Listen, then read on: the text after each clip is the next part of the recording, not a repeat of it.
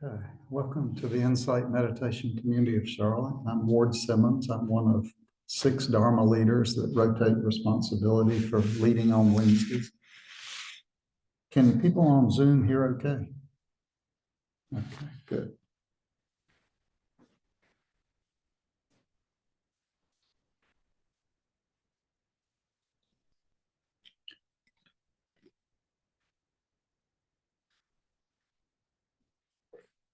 In case you can't guess, tonight I want to talk about peace. And I can't talk about peace without talking about war. And peace is so beautiful, and war is sad. And so when I talk about war, it makes me sad, and I can get a little weepy about that. So I don't apologize for being weepy when I'm sad, but I apologize if it interferes with me delivering my talk. I'll try to stabilize and get back to it.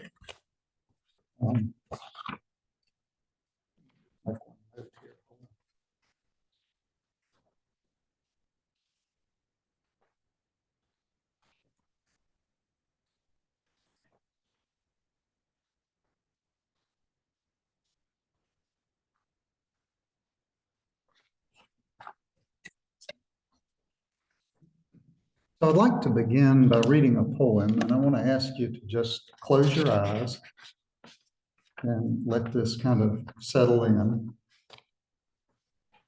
This poem is entitled Taking Sides. Today, I am taking sides. I am taking the side of peace. Peace, which I will not abandon, even when its voice is drowned out by hurt and hatred, bitterness of loss, cries of right and wrong. I'm taking the side of peace, whose name has barely been spoken in this winnerless war. I will hold peace in my arms and share my body's breath, lest peace be added to the body count. I will call for de-escalation, even when I want nothing more than to get even. I will do it in the service of peace. I will make a clearing in the overgrown thicket of cause and effect, so peace can breathe for a minute and reach for the sky. I will do what I must to save the life of peace. I will breathe through tears. I will swallow pride. I will bite my tongue. I will offer love without testing for deservingness. So don't ask me to wave a flag today unless it is the flag of peace. Don't ask me to sing an anthem unless it is a song of peace. Don't ask me to take sides unless it is the side of peace. Thank you. So this poem was written by Rabbi Irwin Keller, and I don't know Irwin Keller, but at this moment in time, I believe the sentiment he expresses is much needed. I don't know about you, but recent events in our country and our world can really bring me down. I see the ongoing conflicts in Ukraine and Israel, the associated destruction, suffering, and death, and it can be easy to despair. Along with this, and probably directly related, is a defiant surge in angry, hurtful speech. Will the human propensity toward conflict ever end? What can be done to move us in that direction?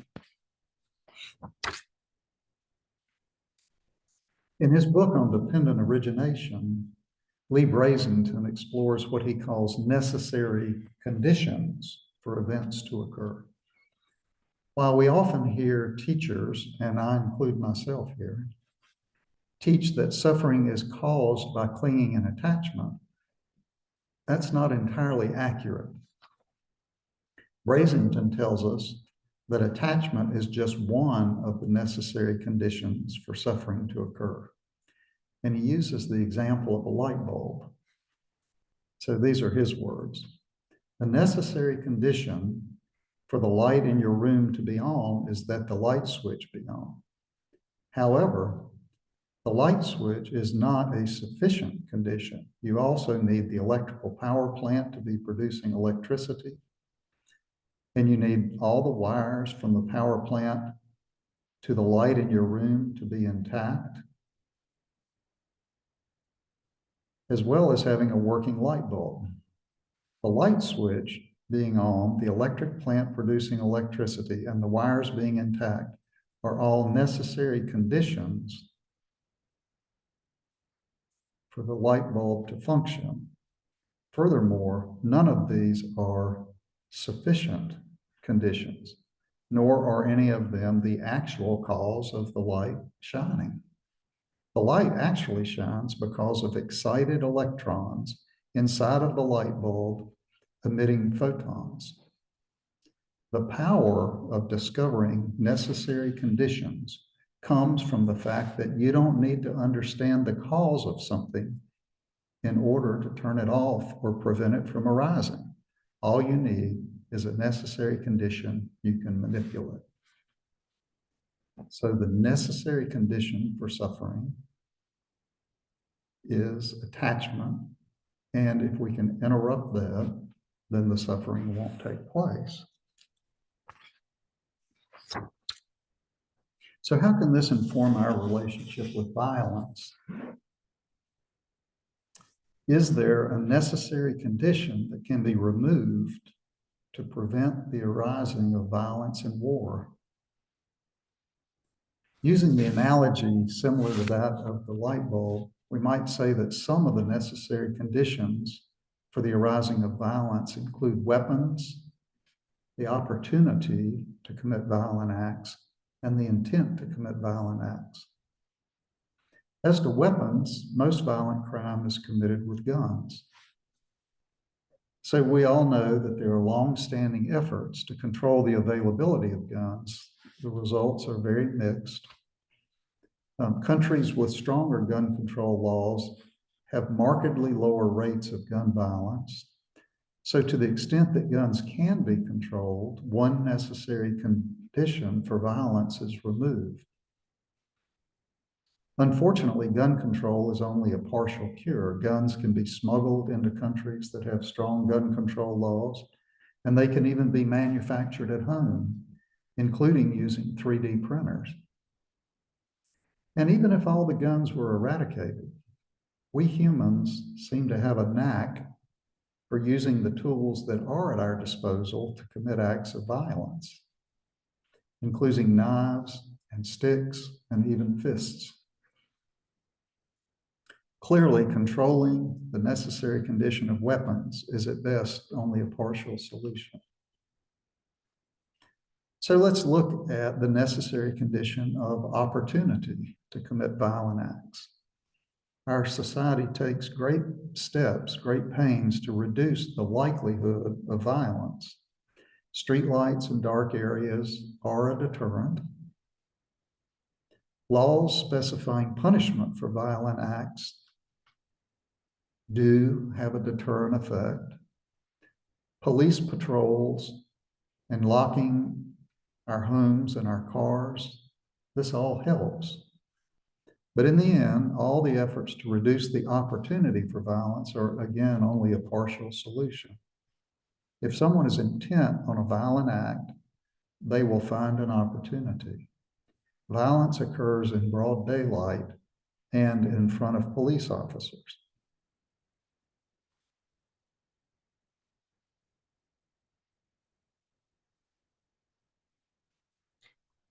So what about the necessary condition of intent, the intent to commit violence? I believe this is where the real opportunity exists, and the Buddhist teachings have much to say about it. The intent to commit violence arises from some combination of the unwholesome mind states of greed, hatred, and delusion. So when we're under the influence of greed, we want to seize another's possessions. Influenced by hatred, we act out of ill will toward another, even if there are no material possessions that we want. And when we're deluded, we fail to see that the inevitable consequences of our greedy and hateful actions, we fail to see what they are, and so we continue to undertake them in the face of all evidence that they aren't going to lead to our well-being or to the well-being of others. Theravadan monk and scholar Bhikkhu Bodhi puts it this way: we behold a world in which human beings are driven helplessly toward old age and death, in which they are spun around by circumstances so that they are oppressed by bodily pain, cast down by failure and misfortune, made anxious and fearful by change and deterioration. It is a world in which people aspire to live in harmony, but in which their untamed emotions repeatedly compel them, against their better judgment, to lock horns in conflicts that escalate into violence and wholesale devastation. Finally, taking the broadest view of all, it is a world in which sentient beings are propelled forward by their own ignorance and craving from one life to the next, wandering blindly through the cycle of rebirths called samsara. Now I want to just take a look at one phrase that he used there.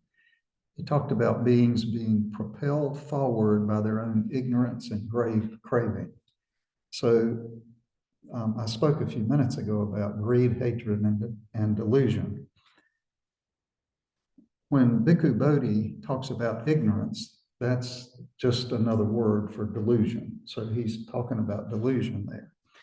And then when he talks about craving, that's really both greed and hatred. Greed is craving to have something, and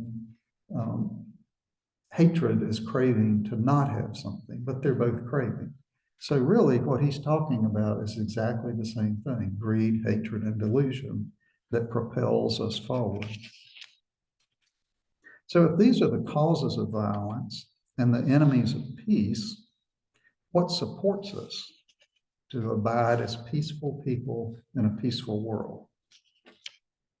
The answer is the opposite of those mind states: non-greed or generosity, non-hatred or loving kindness, and non-delusion or wisdom. This sounds simple enough. So what stands in the way? Why would anyone continue to operate from greed, hatred, and delusion? So one answer has to do with evolution. So I want to take a little side trip here and talk for just a moment about brain science. Some of y'all are familiar with this. The human brain is not really a unified organ that performs its function in complete harmony. The brain science as we know it today understands that the human brain has three different components.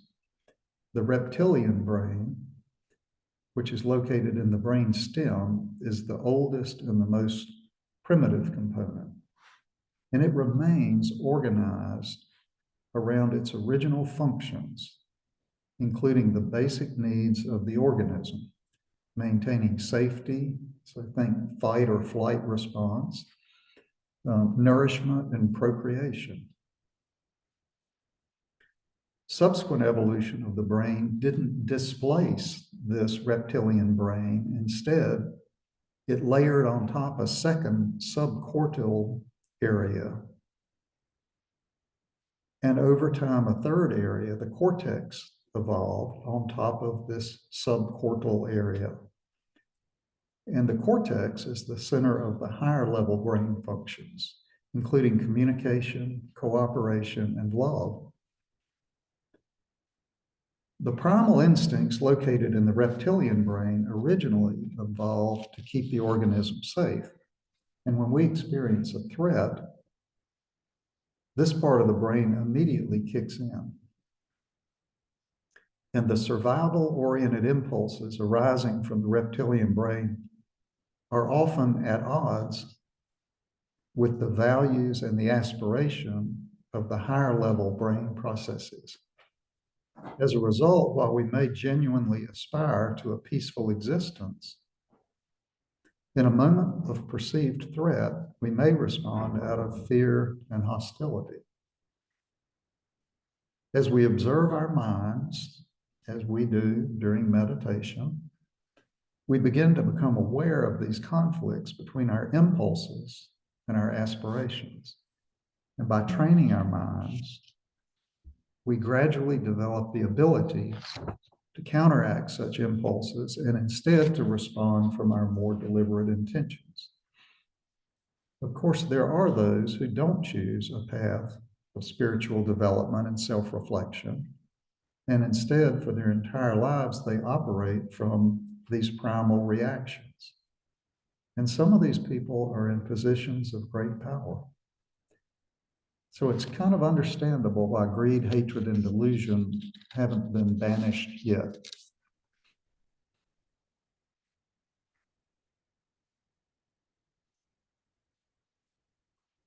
For those of us who are on this path of awakening, what can we do? So, as stated before, we can cultivate the mind states of generosity, loving kindness, and wisdom. And this is a lifelong endeavor. But with each passing week and month and year that we apply ourselves, progress does occur. Over time, the progress becomes more and more evident. So some people will say this is a selfish exercise to focus on ourselves when there's so much in the world that needs to be done. But the cultivation of wholesome mind states, the quest for inner peace, in no way precludes us from being active in the external work for peace. In fact, it may even be incumbent upon us to do so. We can support organizations that work for peace. And we can have a meaningful impact by supporting candidates for office who share our commitment to peace. At this time in particular, we're presented with some very stark contrasts among candidates. During World War II, the Nazi leader Hermann Göring said, "The people can always be brought to the bidding of their leaders. Just tell them they are being attacked and denounce the peacemakers for lack of patriotism and exposing the country to danger."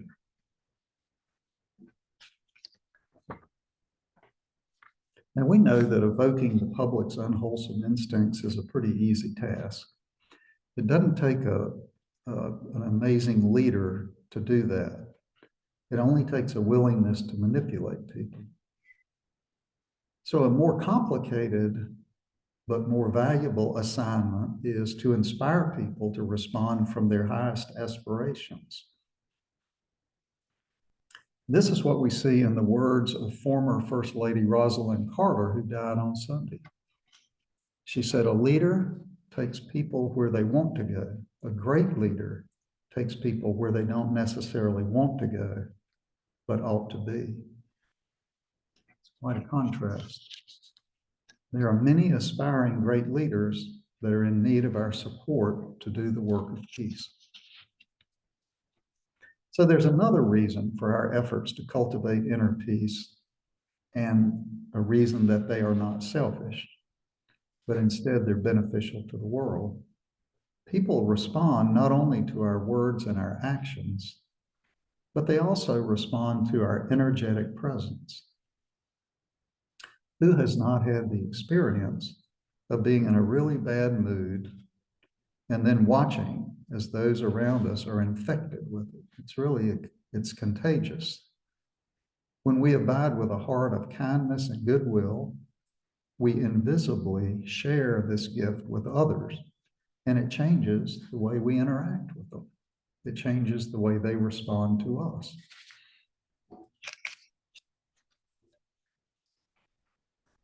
In her essay, Violence and Disruption in Society, a study of the early Buddhist texts, Elizabeth Harris goes even further. So these are her words. Violent action and violent thought, actions which harm and debase others and thoughts which contemplate the same, stand in the way of spiritual growth. In this respect, indulging in violence is doing to oneself what an enemy would wish. It is a form of self-harming. In contrast, abstaining from violence has personal benefit in the present and in the future. It is part of the training of the mind and body, which lays the foundation for spiritual progress. So I'll share one more thought about how we can continue with this challenging work of peace. And in part, for me, this relates to the fact that in a few hours, the clock is going to roll over and we're going to be on Thanksgiving Day. It helps me to remember to be thankful for how much peace there actually is in the world. Daily, the media is filled with new, horrific examples of war and violence. Maybe that's their job. I'm not sure about that. But there are few, if any, news stories about the neighbors who help one another, the family members who overcome estrangement in order to reconcile, the volunteers who dedicate themselves to worthy causes. There are few stories about the nations that cooperate happily with each other. If we rely on the media to select what we attend to, it really will not serve us well. So underlying all these peaceful actions are wholesome mind states that are actively cultivated by people of goodwill. We must pay attention to the many peaceful interactions that make up most of our daily experience. And we need this to sustain ourselves with this challenging work. I'll close with the words again of Rabbi Keller. Don't ask me to wave a flag today unless it's the flag of peace. Don't ask me to sing an anthem unless it's a song of peace. Don't ask me to take sides unless it's the side of peace. Offer that for your consideration.